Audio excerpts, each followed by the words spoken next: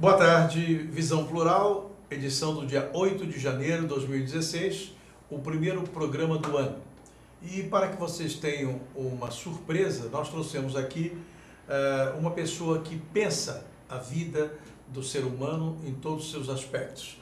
O seu nome é Emerson Wesley Dias. Ele é um gestor de pessoas, tem esse livro recém-lançado, editora de livros, editora, e anteriormente lançou este aqui.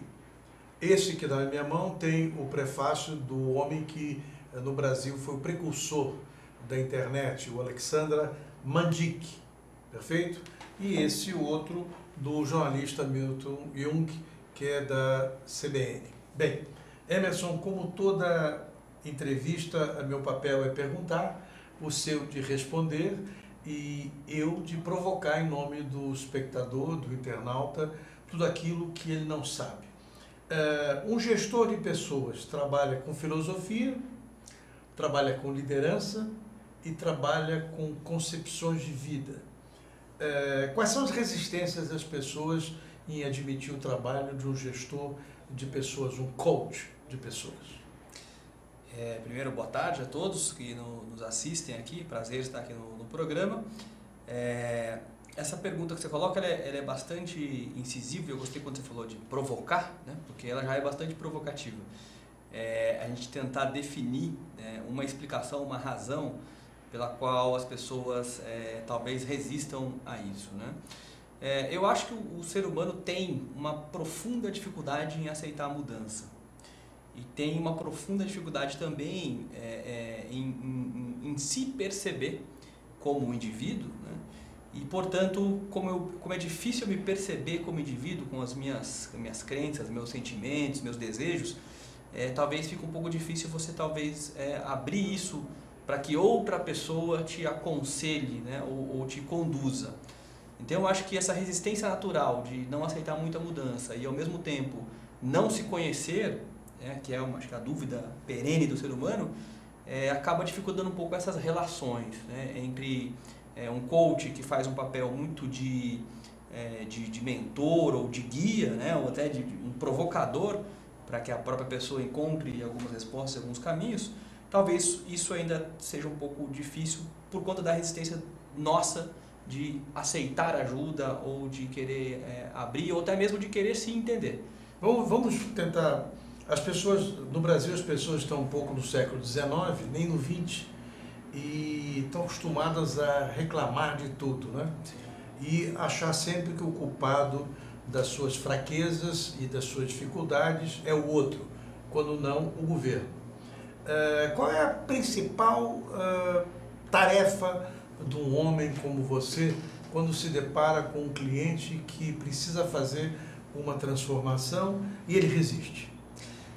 Aí a gente desenvolve, né, ao longo do trabalho, das sessões que a gente vai fazendo de coaching, técnicas para você conseguir, né, fazer a pessoa se confrontar com os seus próprios problemas, né? Como você bem colocou, a gente tem mesmo essa questão de reclamar, né? A gente sempre acha que alguém tem que tomar uma providência, né? Nada funciona, alguém tem que tomar uma providência, mas nunca sou eu que tenho que resolver a questão, né?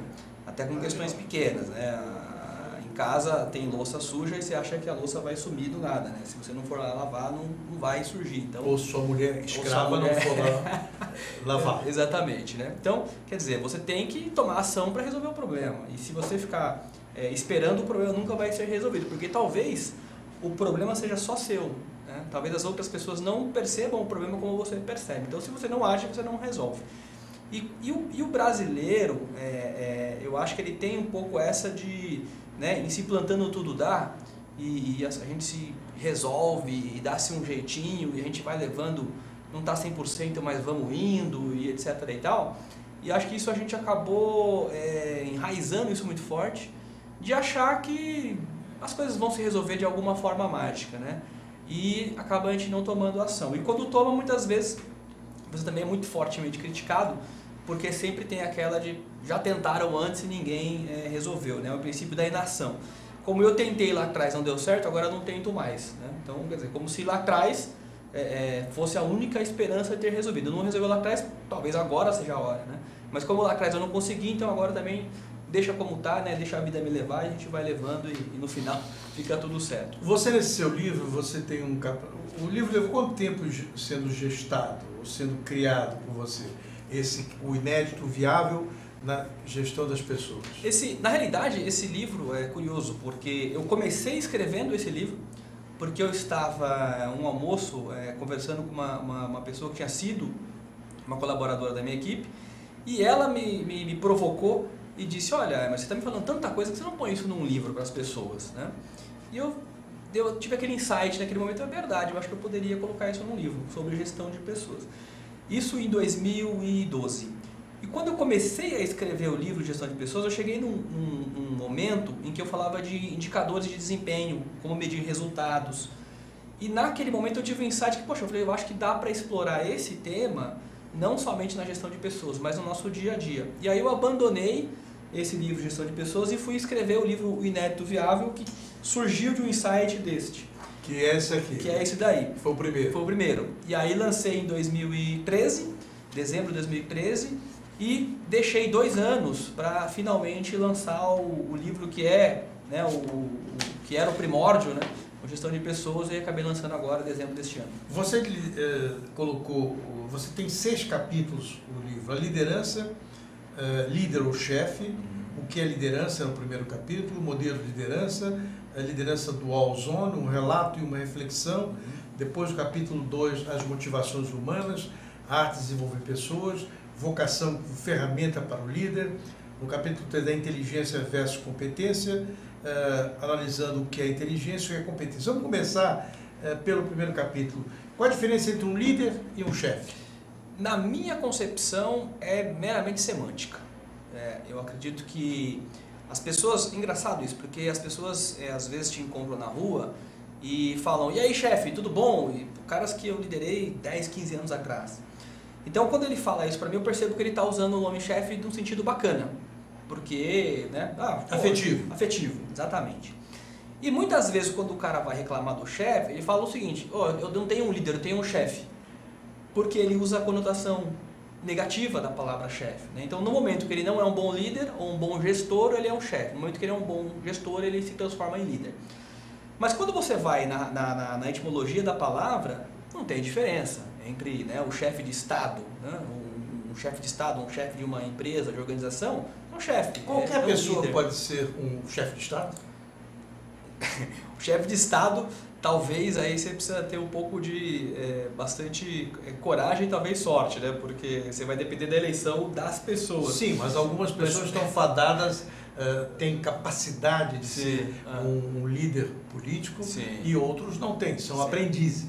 O Aristóteles já dizia, né, que o homem é um ser político por natureza. Então, quando você organiza a sua casa, a sua vida, você está fazendo política, né? Você está negociando, você está usando recursos. Então, eu acho que o homem, por si só, ele tem a capacidade de liderança. E ele pode aplicar essa capacidade de liderança nas mais diferentes áreas da vida dele. Que é, inclusive, o que eu uso no livro, provocando o seguinte. Você é um líder na sua organização, você comanda lá uma infinidade de pessoas.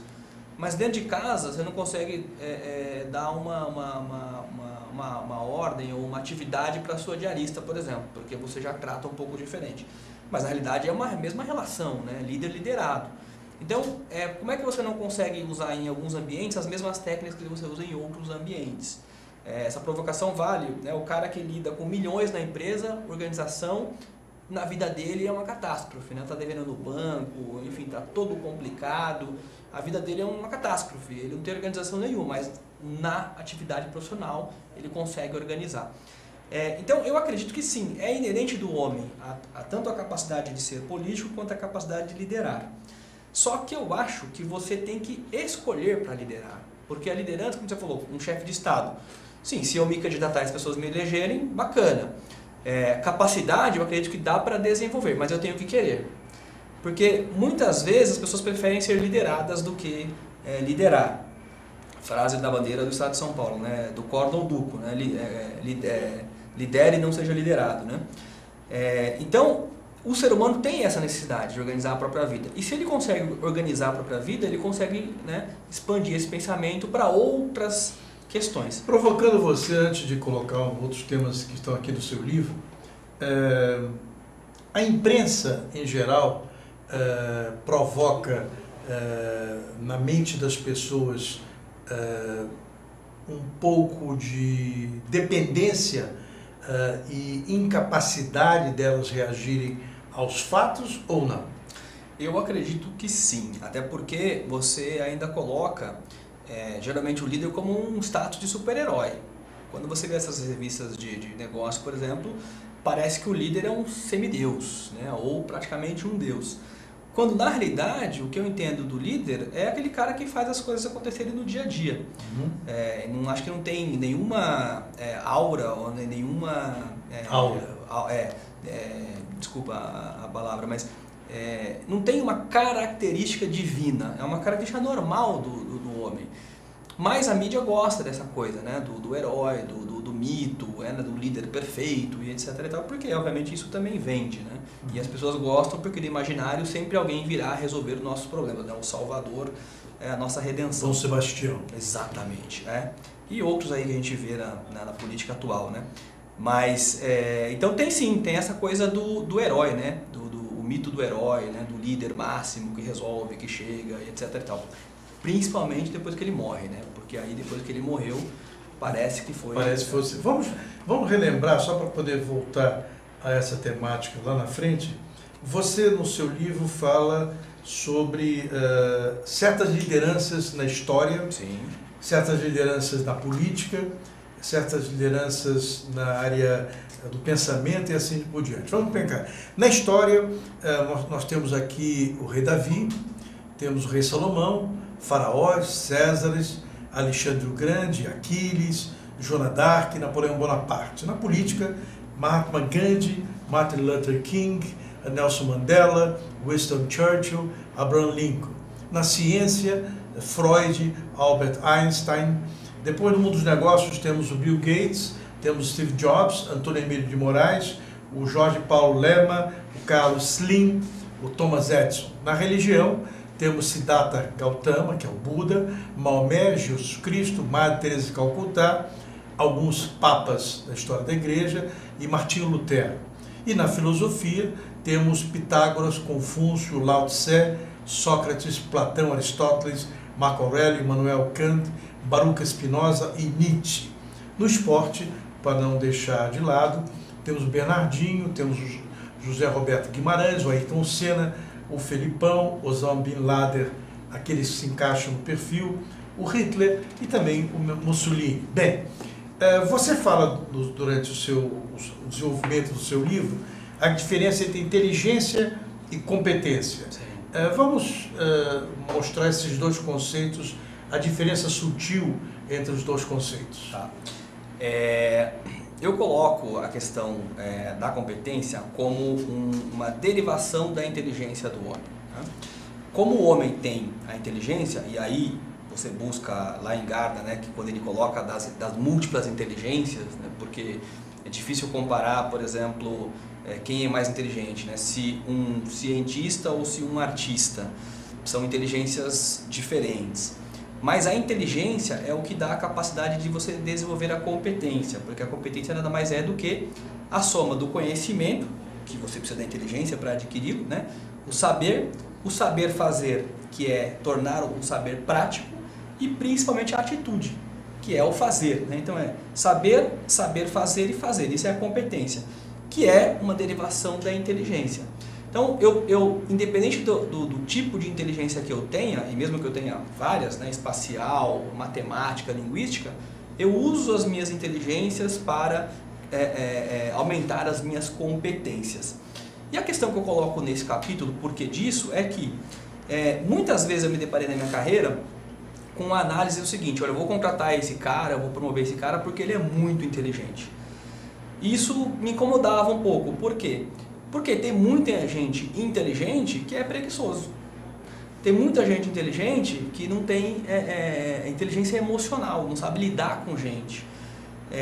Então, eu acho que a inteligência não é um fator único que determina se a pessoa é ou não boa, né? Se ela é ou não um líder. Por quê? Ter inteligência e ter competência vai precisar ainda de uma inteligência emocional que vem de uma coisa que a gente está um pouco hoje fora de moda, que é a virtude, né?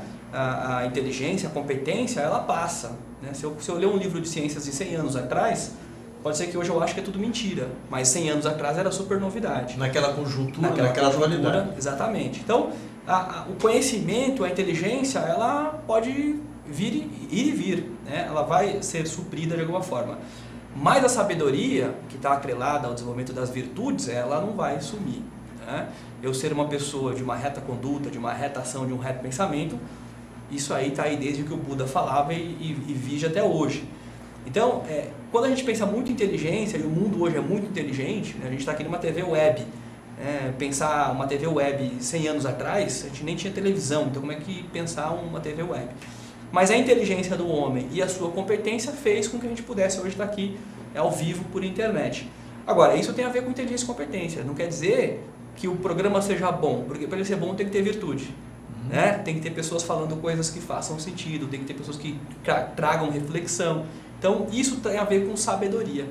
E eu vejo que a gente está um pouco esquecendo os princípios básicos de sabedoria porque a gente se focou muito na inteligência e na competência. Eu preciso ser o melhor engenheiro, eu preciso conhecer todas as tecnologias, mas talvez eu não consiga nem ter empatia com a pessoa que trabalha na mesa do meu lado, porque eu estou tão focado nas inteligências técnicas, matemáticas, que eu esqueci que tem um outro ser humano ali do lado que eu preciso conversar com ele para resolver talvez um problema super simples. Vamos aproveitar o gancho, falar um pouco do Emerson Wesley Dias.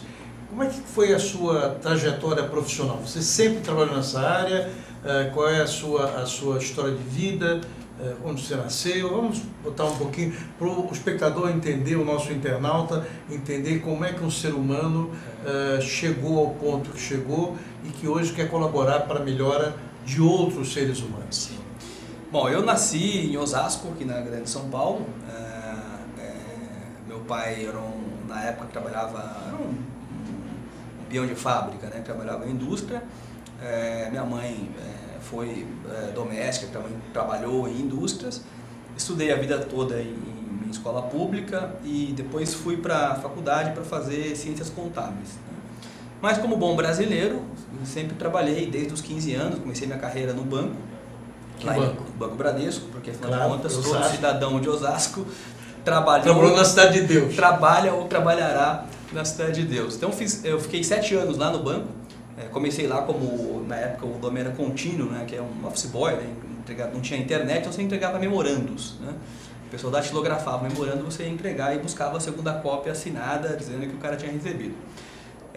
Fiquei 7 anos no banco e quando eu estava no penúltimo ano da faculdade, eu tinha uma vontade muito grande de crescer como executivo, né? Eu via as pessoas falando inglês e tal, viajando, eu achava aquilo tudo maravilhoso. E aí eu comecei então a mandar currículos para empresas multinacionais, porque eu achava que estar no banco não ia me dar uma projeção internacional, que era o que eu queria. E aí eu consegui um programa de trainee numa multinacional também lá em Osasco, na ABB, a Zé Abramovelli, sueca-suíça. E aí foi legal, porque eu conseguia, né, praticar inglês, atendia o telefone, né, começava a dar os primeiros passos de o que seria uma carreira internacional. E aí trabalhei na ABB, depois fui para outro grupo alemão, depois fui para a Siemens, fiquei 10 anos na Siemens. E de lá da Siemens eu saí, né, já com uma posição gerencial, para ser diretor no Carrefour, empresa de varejo, né, gigantesca. E quando eu fui para esse desafio como diretor no Carrefour, ali de fato eu pude perceber que era muito mais para mim, a minha praia era muito mais desenvolvimento humano do que as questões técnicas, porque o grande desafio que eu tinha ali era com gente. Eu tinha uma equipe, cheguei a ter 200 pessoas, 250 pessoas. Que área que você trabalhava no Carrefour? Eu cuidei de contabilidade, de importação, folha de pagamento, administração comercial, enfim, trabalhei com várias áreas, né? E eu percebi que o desafio maior era a gente, né? Era motivação, porque é uma empresa que tinha varejo, é muito complicada a questão de recursos tecnológicos, a margem é muito baixa, então é um desafio, né, diário. E aí eu percebi que eu tinha isso. E eu já tinha, enquanto eu estava na Siemens, eu já tinha feito um MBA em gestão de pessoas. E minha origem como contador, então eu já tinha dado uma andada lateral para os temas aí mais do pensamento e das relações entre as pessoas. E aí eu acho que eu consegui de uma maneira praticar aquelas coisas que eu já vinha estudando, mas que talvez na organização anterior eu não tinha tanto espaço, porque era uma organização mais parruda, padronizada, alemã, então uma caixinha mais fechada, você não tinha tanto espaço para mexer. E esse período que eu fiquei no Carrefour foi quando eu comecei a maturar essas coisas de coach, né, de esse desenvolvimento humano. Eu via a necessidade das pessoas, né, que assumiam posições de liderança e não tinha a menor estrutura emocional para fazer aquilo. Então era o famoso, o menino é muito bom tecnicamente e promove ele para ser gerente de... Quando ele era melhor a função anterior. Exatamente. E aí é uma catástrofe, né? Porque ele quer fazer com as pessoas o que ele fazia com os processos, né? Então, ele gerenciava o processo, agora ele quer gerenciar a pessoa da mesma forma. E quer dizer, uma bagunça total. E aí, nesse período todo, eu comecei a buscar conhecimento, e aí comecei a estudar filosofia, fiz alguns cursos na área da psicologia, e fui, acho que me preparando para poder, sem saber exatamente o que eu queria fazer, mas me preparando para alguma coisa que viria. Estava na frente, mas você estava tentando atrás. Exatamente. E aí em 2012 eu falei, acho que esse negócio de coach é uma coisa interessante, porque é uma técnica, reúne, né, um conhecimento de várias áreas, que eu já estava nessa coisa de competência, inteligência, virtude, e falei, isso é legal, né, me dava uma flexibilidade de trabalho, e aí eu comecei a atuar nisso, e aí vieram, né, os livros, enfim, a gente foi fazendo isso até chegar aqui hoje na OTV, né? Então, você vive disso? Vivo disso 100%. 100%? 100%. Quando você pega uma pessoa para trabalhar como coach, qual é a primeira medida que você toma? Fazer uma espécie de um diagnóstico da pessoa? Sim. Ponto base, né? O pessoal tecnicamente chama de assessment isso, né? Mas é um diagnóstico. É você diagnosticar onde você está e depois você pensar para onde você quer ir, e aí o trabalho é construir essa ponte entre o hoje e o amanhã, né? Entre o ponto A e o ponto B. Quanto tempo demora um trabalho desse? Pode demorar 2 meses a 8 meses, vai variar, depende do que a pessoa quer. Sem falar em nomes, qual foi a pessoa mais difícil de você administrar como coach? Engenheiro, né? Geralmente tem algumas questões muito pragmáticas por conta desse autodesenvolvimento intelectual, e às vezes fica um pouco difícil acreditar que algumas técnicas muito simples, mas de extrema eficácia, né? Por exemplo, com uma conversa, uma pergunta, né? Sócrates fazia perguntas, né? Qual que é a maior ferramenta que Sócrates tinha para buscar a reflexão das pessoas? Fazer perguntas. Nossa, que coisa difícil fazer pergunta para as pessoas. Então, para um engenheiro acreditar que algumas perguntas podem causar algum desconforto e que a partir dali ele consegue visualizar outras possibilidades, demora um pouquinho, né? Geralmente demora um pouquinho. Mas é muito satisfatório, porque quando você consegue mostrar para ele que na simplicidade tem sabedoria, esse cara vira um aliado tremendo, né? Porque ele vê que, poxa, realmente o negócio funciona. O pessoal que vem da administração, mais da área humana, ele já tem um pouco mais de interação com isso, para ele é um pouco mais simples. Aí para esse cara requer um pouco de mais pragmatismo, um pouco mais de técnica, um pouco mais de metodologia, né, de indicador de desempenho para você monitorar. Aí já é um pouco mais trazer ele mais para o lado da engenharia, né, da coisa mais mecânica, mais padronizada. Aí você vai brincando, né, com esses dois extremos. Bem, nós estamos conversando com Emerson Wesley Dias. Vamos fazer um pequeno intervalo e no retorno ele vai contar um pouco mais da sua atividade de gestor de pessoas e de coach, que procura despertar no ser humano tudo aquilo que está adormecido, mas que pode ser capaz de fazer com que ele melhore para si e para a sociedade. Voltamos já com o Visão Plural.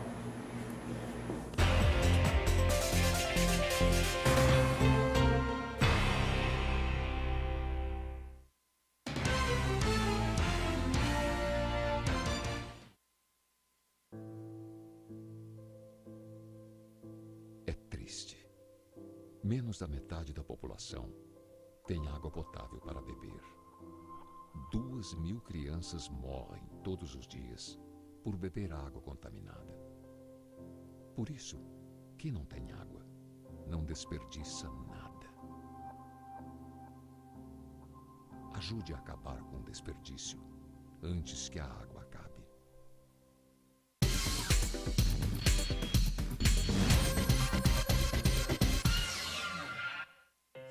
Na última década, os transplantes de órgãos cresceram 84%. As cirurgias cresceram 619%. E os atendimentos de urgência cresceram 627%. As doações de sangue precisam acompanhar esse crescimento para atender a milhares de pessoas que dependem da sua solidariedade. Esse gesto está em suas mãos. Seja para quem for, seja um doador. Procure um Hemocentro mais próximo.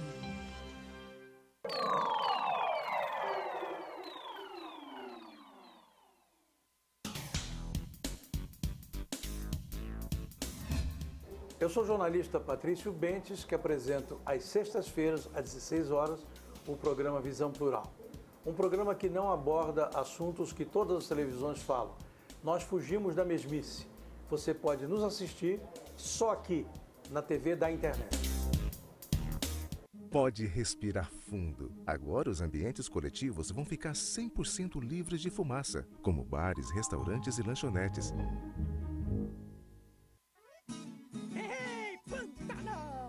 Que maravilha, sou! Mas aqui os peixes já estão diminuindo. Por isso, é bom cuidar e proteger os rios que é aqui, ó, onde eles nascem. O Pantanar depende das nascentes e das cabeceiras. E nós também, ué. Então, pessoal, vamos ajudar. Afinal, tamo tudo junto, no mesmo barco.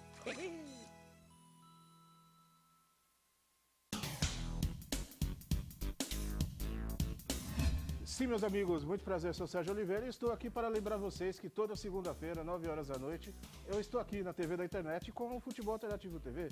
Sim, Série D, Série C, Copas Estaduais, as discussões de acesso, tudo aquilo que nenhum outro programa esportivo fala, tem a coragem, a capacidade de falar, nós falamos aqui na TV.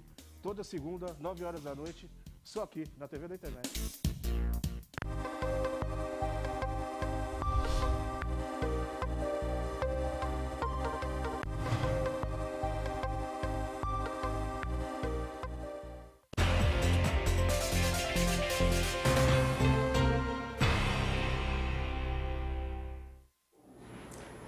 Visão Plural, voltando ao programa do dia 8 de janeiro de 2016, hoje conversando com Emerson Wesley Dias, que é um profissional gestor de pessoas, coach, que procura desenvolver no ser humano as suas potencialidades para que ele possa crescer e alcançar melhora na sua vida pessoal, na sociedade, no trabalho e ter um futuro um pouco mais adequado às suas aspirações. Emerson, nesse seu livro, O Inédito Viável na Gestão de Pessoas, o que é inviável na gestão de pessoas? Essa pergunta é bacana. O que é inviável é você querer replicar o modelo que você talvez teve sucesso com alguém, replicar para outra pessoa. E o que é inviável também é você se omitir de ouvir as necessidades das pessoas. E as necessidades e as motivações, né? Eu acho que a gestão de pessoas é uma grande interação entre humanos e a interação entre humanos se dá através da comunicação. Afinal de contas, a palavra comunicação vem do latim comunicare, que é tornar comum. Então, tornar comum é tornar comum os nossos objetivos e as nossas vontades, os nossos desejos. Então, acho que isso, quando não praticado, se torna inviável na gestão de pessoas. No capítulo 4 você fala sobre alta performance e dedica um especial capítulo à meritocracia. Sim. Num país forjado por advogados e ao mesmo tempo por uma elite muito complexa, para não dizer outra coisa, a meritocracia sempre norteou a vida de todas as pessoas. Alguém que não siga a meritocracia consegue ser um ser humano melhor ou não? Eu acredito que difícil, porque a meritocracia tem o benefício de reconhecer o esforço empenhado naquilo que você se propôs a fazer. E quando não tem o esforço, só tem a recompensa, eu acredito que o ser humano não consegue, na sua plenitude, não transita muito bem nisso, porque ele só vê a recompensa e ele não sabe o esforço que precede. E ao não ver o esforço que precede, ele tende a julgar o outro de forma errada.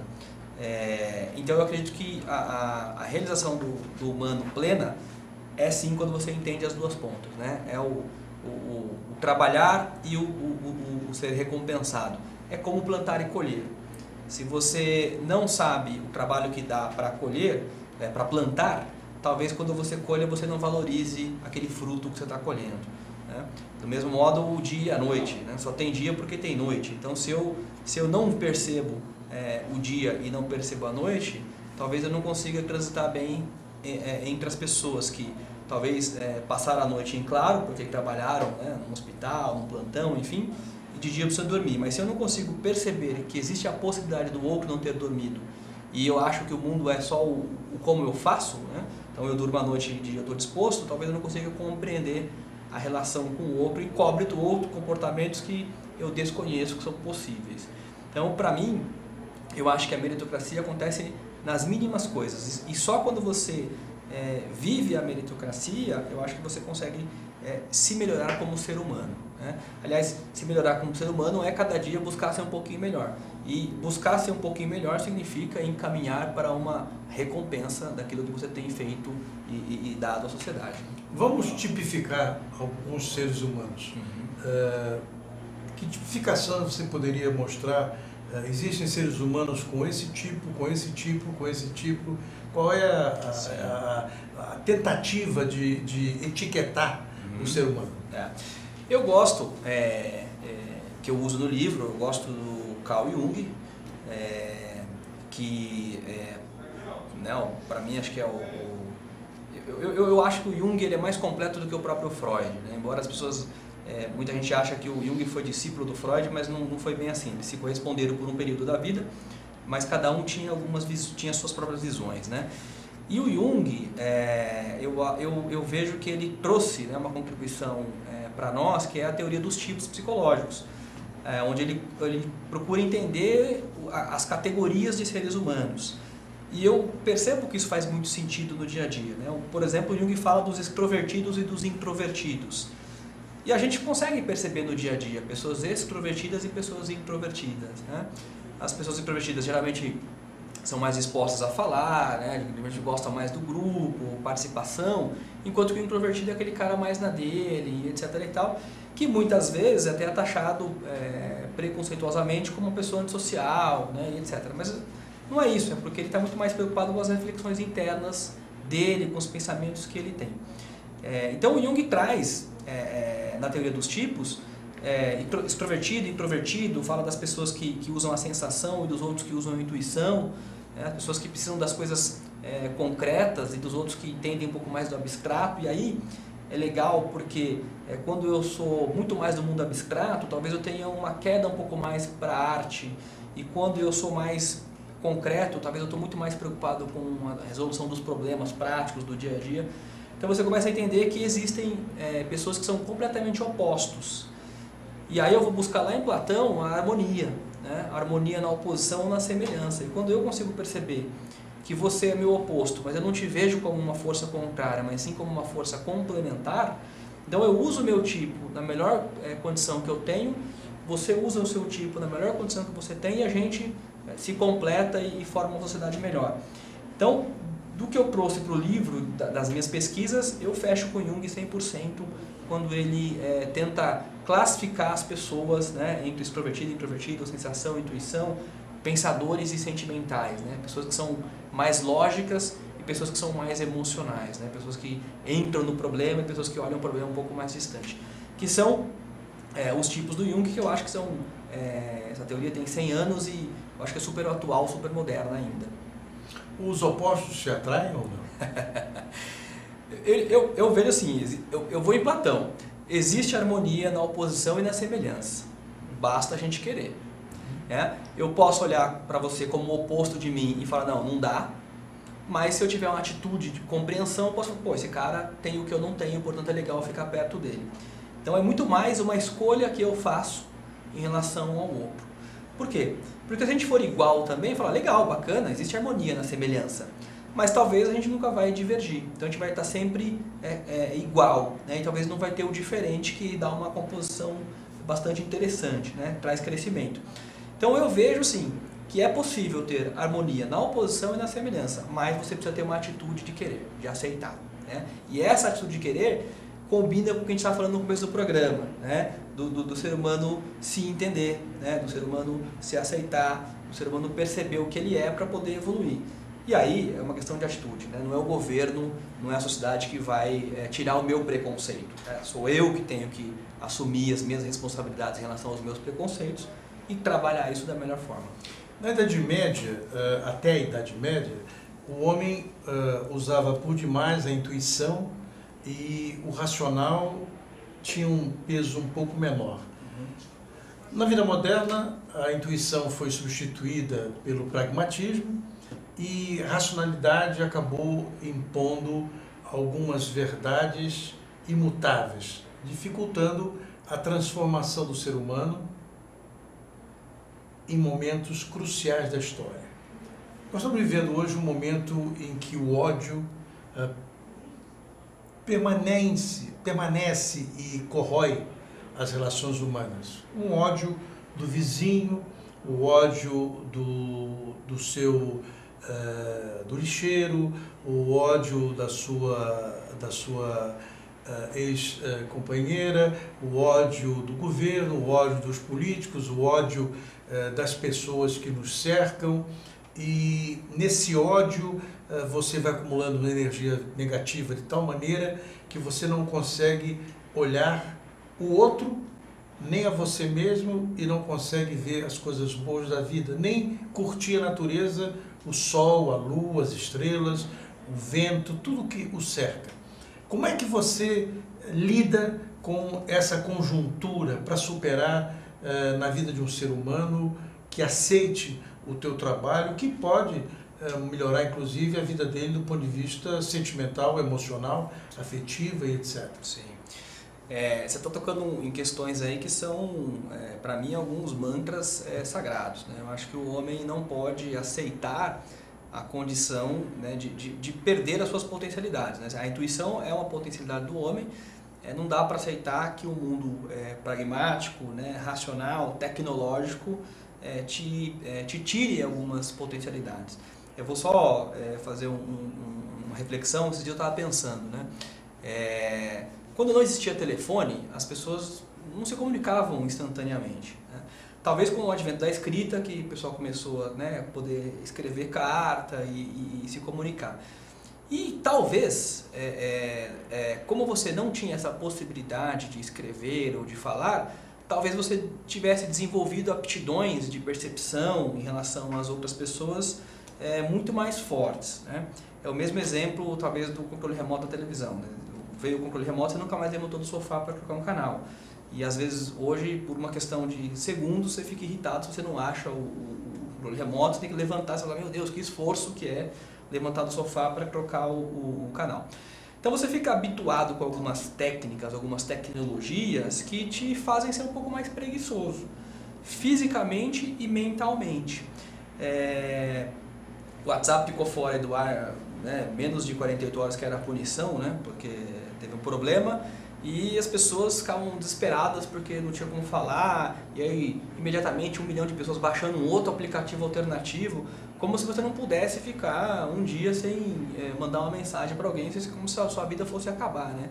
Talvez se você tivesse usado o seu tempo para ver o pôr do sol, ou para ver a formiga andando, ou para observar a natureza, tivesse muito mais inspiração, né, e muito mais serenidade para viver o dia a dia e tomar decisões, do que ficar desesperado e brigando porque não tinha o WhatsApp. Então eu vejo que esse trabalho que eu faço é um trabalho de formiguinha dentro da multidão. Mas eu vejo assim, quando eu me posiciono, eu saio do mercado de trabalho, uma posição relativamente importante, né, com uma remuneração, não tinha o que reclamar, né, com benefício, secretário, um monte de coisa. Eu abro mão para viver uma coisa muito mais da vocação, uma coisa muito mais que contribua à sociedade, eu percebo que é o seguinte, é um exemplo que eu dou de que é possível sim buscar outras alternativas. Então hoje eu uso muito o meu próprio exemplo como sendo a possibilidade de você enxergar novos horizontes além dos que estão aí na moda. E eu acho que se a gente tomar essa atitude mesmo de dizer não para algumas coisas, mesmo que estejam na moda, mas olhar muito mais para dentro da gente, aliás, a palavra coragem, né, é a fusão de córdio, de coração, com agere, de agir. Né? Então, coragem é agir com o coração. Então, quando eu tenho coragem é porque eu agi com o coração. E quando eu agir com o coração, eu estou integrado. Né? Então, eu acho que a gente tem que correr alguns riscos que eu, para mim, vejo são pequenos, são muito riscos mais de imagem, né, e de ser taxado talvez como doido ou coisas desse tipo, que para mim faz muito pouca repercussão. Mas quando a gente toma algumas atitudes e diz alguns nãos, eu acho que valida o que a gente está buscando na sociedade, que é uma sociedade melhor. Só que uma sociedade melhor não é construída com base só em ideias, ela precisa ser implementada. E ao ser implementada eu preciso dizer, cara, o que você está fazendo não vai te levar a um resultado nenhum, porque o que você está fazendo está destruindo o meio ambiente, está destruindo a sua família, está destruindo a sua própria saúde. Né? A atitude de eu preciso tomar uma pílula porque eu tenho sono e preciso produzir mais. É muito mais fácil se você dormisse. Se você dormisse, você resolveu o seu problema. Mas você prefere não dormir para no outro dia tomar remédio para poder produzir mais. Se você dormisse, você produziria muito melhor. E durante o sono, muitas coisas se esclarecem e dão o vetor para melhorar de vida. Vamos fazer de novo um pequeno intervalo para voltar a conversar com o Emerson Wesley Dias, que, como vocês veem, é um homem que tem um amor ao ser humano e que soube deixar aquela posição, aquela vontade de viver só do salário para poder melhorar o ser humano na sociedade. Voltamos já com Visão Plural. Eles estão com um problema lá. Fala, Marcelo!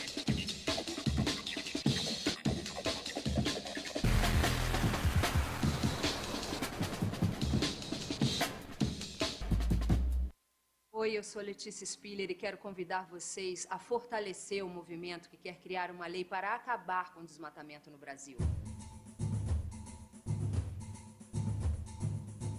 Nossas florestas não podem mais ser destruídas. São elas que garantem a nossa qualidade de vida. Eu quero floresta em pé, água fresca, clima ameno e desmatamento zero. E você? Participe, assine a petição.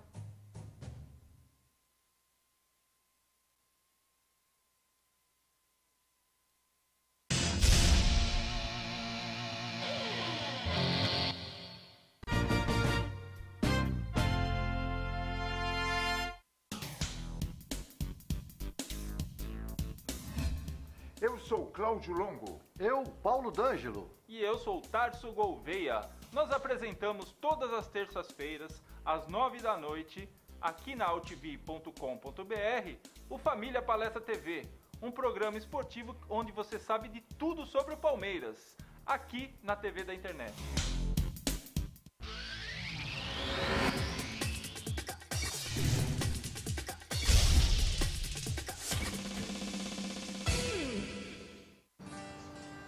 Espécies da Mata Atlântica. O Parque Nacional da Tijuca fica no coração do Rio de Janeiro e no coração do parque fica a Floresta da Tijuca, a maior floresta urbana do mundo, com uma extensão de 3.953 hectares de Mata Atlântica. Aqui existem várias espécies, cada uma com um importante papel no ecossistema. O Pedro é uma delas. Essa espécie de hábitos diurnos é fundamental no reflorestamento e na limpeza da mata. Além disso, o Pedro é uma espécie extremamente sociável e gosta de andar em grandes grupos.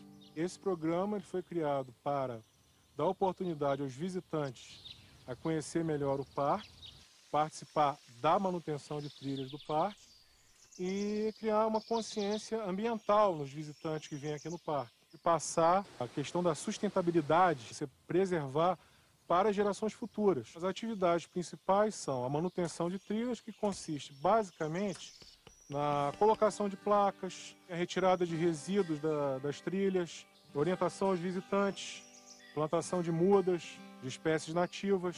São várias atividades que fazemos aqui dentro do programa voluntariado que melhoram a condição das trilhas para os visitantes do parque. Espécies como a do Pedro são essenciais para manter o equilíbrio da Mata Atlântica. E você, a sua espécie já está catalogada? Acesse gpsmataatlântica.org.br e mostre como a sua espécie protege a Mata Atlântica.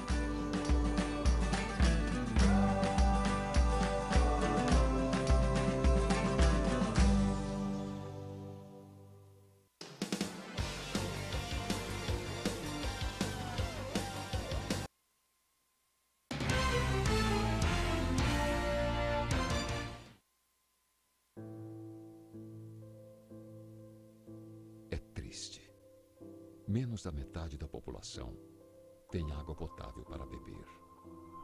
2.000 crianças morrem todos os dias por beber água contaminada. Por isso, quem não tem água não desperdiça nada. Ajude a acabar com o desperdício antes que a água acabe.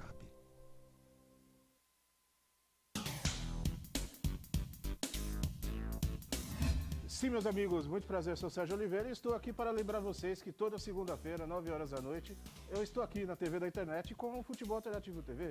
Sim, Série D, Série C, Copas Estaduais, as divisões de acesso, tudo aquilo que nenhum outro programa esportivo fala, tem a coragem, a capacidade de falar, nós falamos aqui na TV. Toda segunda, 9 horas da noite, só aqui na TV da internet.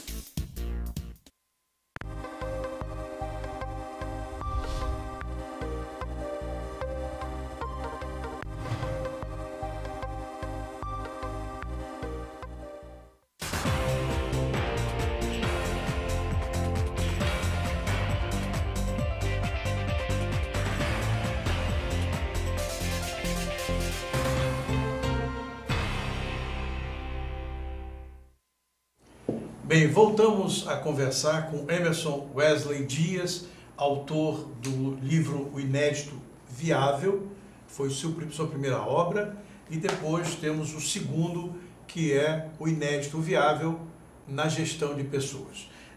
Eu vou ler um trecho de uma contracapa do primeiro livro, que o Louis Frankenberg, fundador do IBCF, diretor executivo de finanças pessoais, escreveu: a única certeza que temos na vida é o caráter finito da própria vida.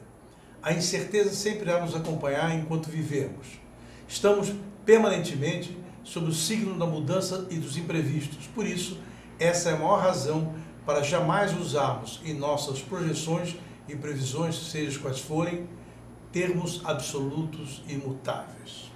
Bem, com essa colocação, quando você faz reflexões sobre o dia a dia, você se depara com seres humanos complexos e que acabam adquirindo alguns hábitos tecnológicos que inviabilizam a sua socialização. Estou falando do chamado celular. O celular virou uma peste bubônica, como era a peste negra na Idade Média. Então as pessoas não falam mais com os outros seres humanos, elas precisam fotografar o prato, que elas não sabem o sabor da comida, porque precisam mostrar para terceiros onde estiveram, como estiveram e etc. e tal. Como é que um homem que tem como princípio trabalhar com pessoas lida com essa nova configuração social? Eu particularmente não sou uma pessoa 100% tecnológica. Eu até sofro bastante para aprender novas tecnologias. O meu celular é de 2012 e eu já falei que eu só vou trocar em 2017, porque para mim a cada 5 anos tá bom para trocar de celular, né? Eu não quero ficar refém da publicidade que saiu um celular novo que tem 3 características a mais que eu não vou usar e por isso eu vou comprar. A gente falava antes da questão de saber dizer alguns nãos. E uma das coisas que a gente tem percebido é exatamente isso. As pessoas estão perdendo a capacidade de dizer alguns nãos. Do tipo, tá todo mundo fazendo, também preciso fazer. O efeito manada. E você, esses dias eu estava no metrô e aí tem uma propaganda, né? Uma advertência no metrô que diz o seguinte, né? Tem lá um monte de bonequinho andando numa direção e tem um bonequinho vermelho com o celular andando na direção contrária. E aí o anúncio não escreva o celular enquanto estiver andando. Então eu penso assim, o metrô precisou fazer uma campanha para que as pessoas parem de digitar enquanto estão andando, porque isso pode causar um acidente sério. Eu já sei de estatísticas de acidente de trânsito que aumentaram drasticamente porque as pessoas estão no celular mandando mensagem enquanto dirigem. Então, eu vejo que a gente tem, e meu papel também como coach é usar isso, é pensar em produtividade. A produtividade não é dirigir e usar o celular ao mesmo tempo. A produtividade é eu passar a maior parte do meu tempo fazendo coisas que me dão retorno. E coisas que me dão retorno não são necessariamente retorno financeiro. Eu preciso pensar o que me dá retorno. E o que me dá retorno são os meus objetivos de vida. Então, quanto mais tempo eu passo nos meus objetivos de vida, mais realizado eu me sinto. Então, a gente confunde produtividade, né, de ser uma pessoa realizadora de objetivos próprios, né, e produtividade de usar as 24 horas do dia ao seu extremo. Por quê? Isso não vai funcionar. Né? Dirigir e usar o celular vai te causar um acidente. Né? Você não está prestando atenção 100%. E esse acidente pode causar a perda da sua própria vida ou de alguém. Então, produtividade não é querer fazer 1000 coisas ao mesmo tempo, mas é querer fazer coisas bem feitas que tenham relevância com os seus objetivos no seu devido tempo. Então, a gente precisa dizer alguns nãos. Não dá para você aceitar que você precisa estar em todas as redes sociais, porque senão você perdeu alguma coisa. Não perdeu nada. Né? Não dá para você achar que você tem que ver todos os programas da televisão, porque também você ficou desinformado. Mas você tem que ter sabedoria de usar com moderação a tecnologia que está a seu favor. Não aceito a condição de ser refém da tecnologia. Afinal de contas, se eu sou refém, se eu não consigo dizer não para comprar um novo celular que tem 2, 3 características, eu não sou livre. Eu sou refém das minhas próprias emoções e de um marketing que me empurra um produto. Então, o homem precisa buscar a sua própria liberdade, que é saber escolher e poder escolher, que acho que é o mais importante, não ser refém, e aprender a dizer não, porque nem tudo que é moderno é bom, né? E nem tudo que é tecnológico também é bom. No último capítulo do seu livro, desse segundo livro, você fala sobre líderes que atraem seguidores e líderes que desenvolvem líderes. Sim. Mostra as características de cada um. Vamos primeiro para os líderes que atraem seguidores. Tá. O líder que atrai seguidor, ele eu acho que ele é superficial, né? Porque ele está muito mais preocupado com o seu egocentrismo, com a sua fama, com a sua relevância, do que com o passar do seu ensinamento, do seu conhecimento. Né? Acho que o homem tem, né? A vida tem 3 fases, começo, meio e fim. Né? Você começa, ela tem um meio e você tem um fim. E eu vejo que quando você caminha para o fim da vida, você deveria estar muito mais preocupado em passar aquilo que você aprendeu, transmitir aquilo que você aprendeu como lição de vida para as outras pessoas, sem se preocupar com o que vai acontecer com você, né? Quando você se for, mas preocupar-se em deixar alguma coisa importante para a sociedade. Então, essa pessoa que tem essa decência, esse cara é um líder que forma líderes, porque esse cara está formando exemplos que vêm atrás dele, e aí a sociedade vai melhorando. O líder que forma seguidores, ele não está preocupado com isso, ele está muito mais preocupado em ser famoso do que ser importante, né? E se eu tiver que escolher entre fama e relevância, eu não sou de fato líder, porque quando eu escolho a fama e não a relevância, eu estou indo como refém de uma sociedade de consumo em massa, né, e de comportamento em massa, eu não estou escolhendo lufas. Emerson, o nosso programa, como todo programa de televisão, tem tempo limitado. Eu gostaria de continuar conversando com você, mas infelizmente tem um outro programa que vai ao ar logo depois do nosso, o HQ e Companhia, que tem como tema história em quadrinhos, séries de televisão e, de vez em quando, cerveja.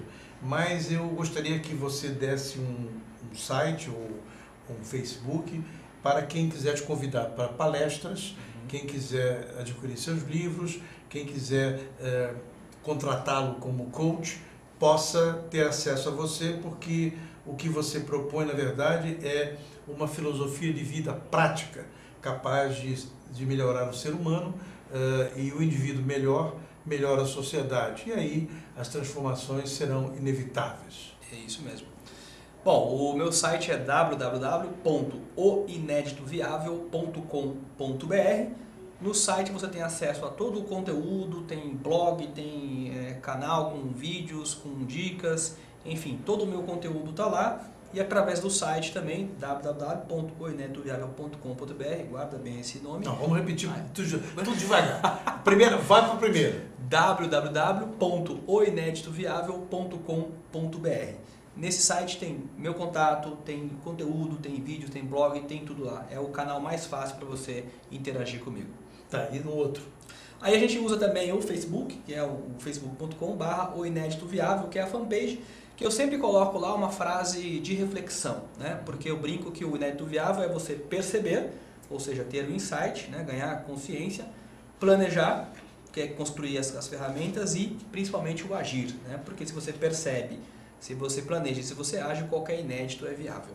Então, para encerrar o programa, uma frase capaz de iniciar 2016 para aqueles que estão habituados a ver o Visão Plural, que sempre procura fugir do pensamento único. Fugir do pensamento único é isso, é descobrir, trazer pessoas que têm reflexões, ideias novas, que possam fazer com que você, motivado, possa procurar novos ares e sair da mesmice. Essa é a nossa missão. Vamos lá.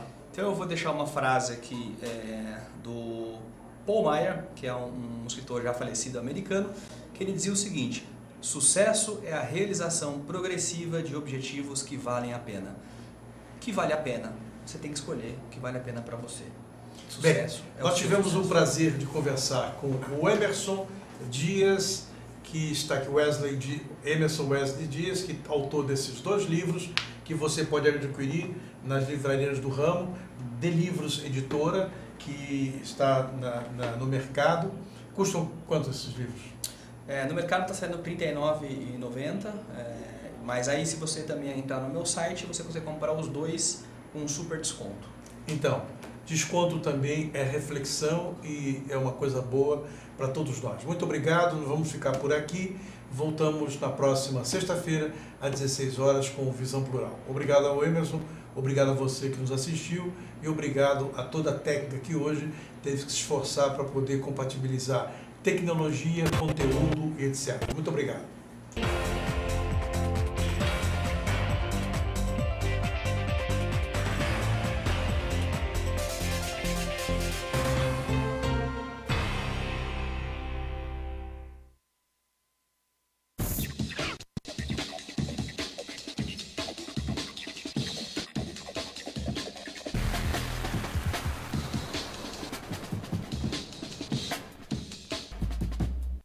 Oi, eu sou Letícia Spiller e quero convidar vocês a fortalecer o movimento que quer criar uma lei para acabar com o desmatamento no Brasil.